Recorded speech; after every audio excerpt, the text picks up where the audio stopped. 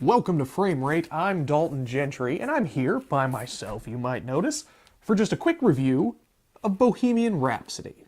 Now, I was really excited for this movie. This is the Freddie Mercury story. I don't think you can go wrong with the story of Freddie Mercury.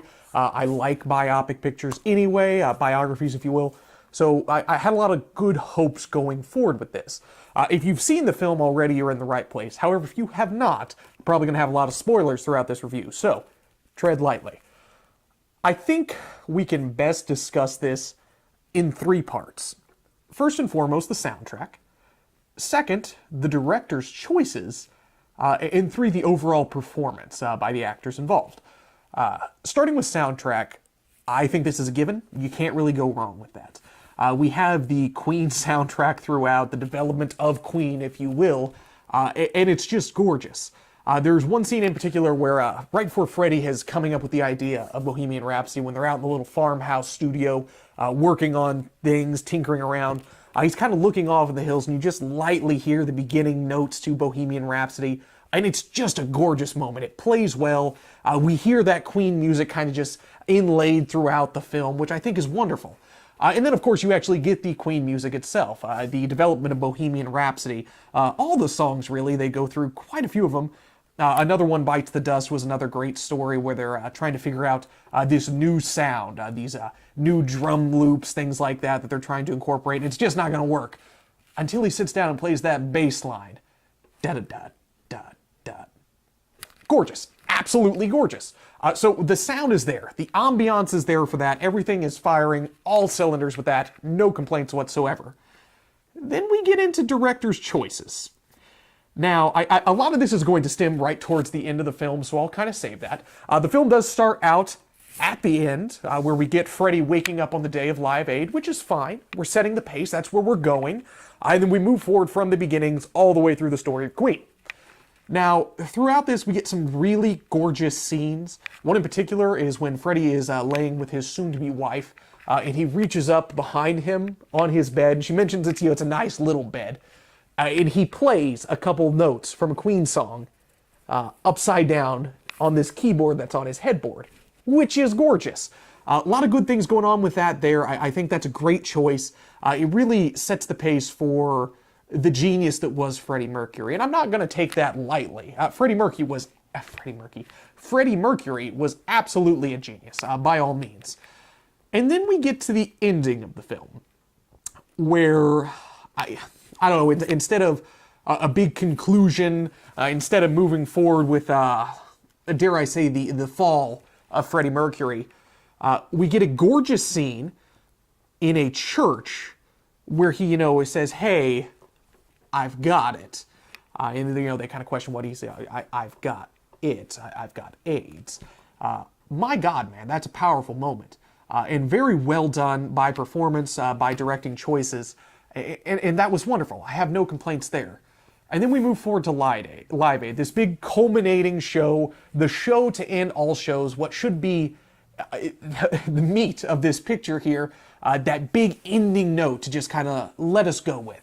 And it's gorgeous. It's just shot for shot, perfection of a portrayal of Freddie Mercury performing at Live Aid. And then it just keeps kind of going on, and okay, let's sit back. Enjoy it. You're kind of getting a glimpse into Live Aid. If you've never actually seen the full performance before, you're getting a little more than, you expected. And then it continues, and it keeps going.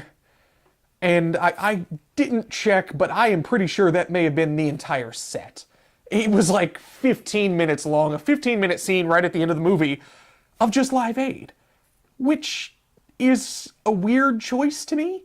I was really hoping we'd go somewhere from that because it's such a powerful moment. Freddie Mercury commanding the audience the way he does at the show to end all shows. And it's wonderful, but it just doesn't stop. It just drags on forever. And by the end of it, not even by the end of it, 8 minutes into it, I'm like, all right, I'm over this. Let's move on. Let's see something else. And then we do another song, and it was a poor choice to end the film. It's such a good film moving up to this. We had this horrible scene at the end where it just never stopped. And finally, it's over. It just says, Freddie Mercury lived out his days, et cetera, et cetera. Queen went on to do this. And that's it. So it feels like they had such a great moment, this great crescendo, where they would move forward and everything would be perfect in this Live Aid performance, which by all means it was. And they just overplayed it a bit. It just too much, and it just kind of saturated the rest of the film. Kind of took away from it, in my opinion. So I was a little disappointed by that. However, moving on to the portrayals, the actors portraying these parts. My God, you could have fooled me that wasn't Freddie Mercury. Holy shit. Our actor performing as Freddie Mercury not only looks the part, not only performs the part, but he is that part. He absolutely embodies Freddie Mercury throughout this. The music is gorgeous. The singing is wonderful. The portrayal is wonderful. So I think credit has to be given where credit is due throughout this. Yeah. Wow, man. To take a legend such as Freddie Mercury, which, ironically enough, before I watched this film, I thought I knew quite a bit about Freddie Mercury. Didn't know shit about Freddie Mercury. I didn't know shit about Queen. So I learned a lot throughout this film. I'm hoping it was at least very true to the actual story, or at least relatively true. But man, the portrayals were wonderful. It really felt like you were getting a glimpse into Freddie Mercury's life. And that's very difficult to capture, especially in a film that's more of a biography more than anything. Is that portrayal of the character in question is paramount. If it is not on point, if it is not perfect, the film suffers. And I don't think that's the case here. I think it was a perfect portrayal, a perfect performance, and no complaints on that end. So, overall, Bohemian Rhapsody. Very much enjoyed the film. Highly suggest the film, especially if you're a fan of Queen in particular, a fan of classic music, classic rock in particular. Enjoyable. You're going to see a lot of things throughout this that you're really going to like. And just no complaints, really. Beyond the fact, just that ending, man.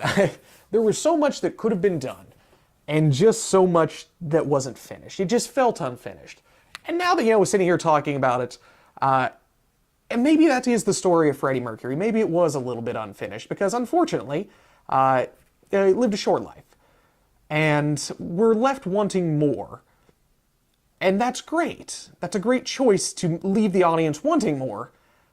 But man, you had to bash me over the head with that Live Aid performance. In the end, it just took so much away from was, up until that point, a perfect film. Beyond that, everything was great. I think the portrayal of Freddie Mercury from his beginnings, just being himself, man, just all over the place, owning the stage, owning his presence in life. I mean, the man walks into a room and you knew he would control that room. And then he could walk into a stadium and you knew he could control that stadium. I think the portrayal was wonderful. All the way to his demise, things got a little bit out of control, as is the life, sex, drugs, and rock and roll.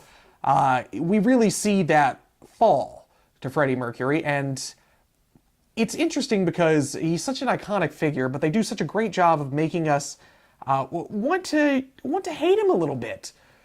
Because there was a point where he just maybe got a little bit full of himself, kind of got into a little bit of a dark world, kind of got caught up in everything, and just kind of lost touch with what he had created. And that's unfortunate, but it was the reality of things, so I think it was captured well. It was very enjoyable. Would highly suggest Bohemian Rhapsody. I'm still really looking forward to the Rocket Man film. Saw the preview before Bohemian Rhapsody started for Rocket Man, and I'm hoping it could be at least on par with this film. Because absolutely an enjoyable watch, something I would definitely watch again as well, if at the least, just to enjoy the performances throughout the show.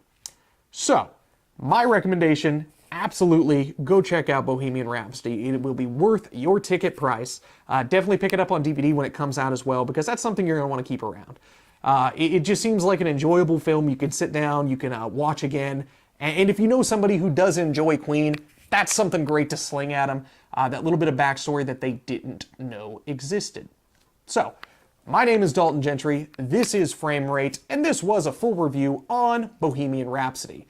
If you like this kind of thing, make sure you hit the subscribe button down below and give this video a like as well. We do quite a few reviews here on Frame Rate. And if you also enjoy listening to me talk, and perhaps my cohort, Adrian Fort, talk, maybe we suggest slinging on over to Stripcover Lit, our other channel, where we do a lot of literary reviews, book reviews, and just weird shit that we throw in there, whatever's best. And if you want to help us create more great content like this here on Frame Rate, there's a link, as always, to our Patreon to be found in the description below.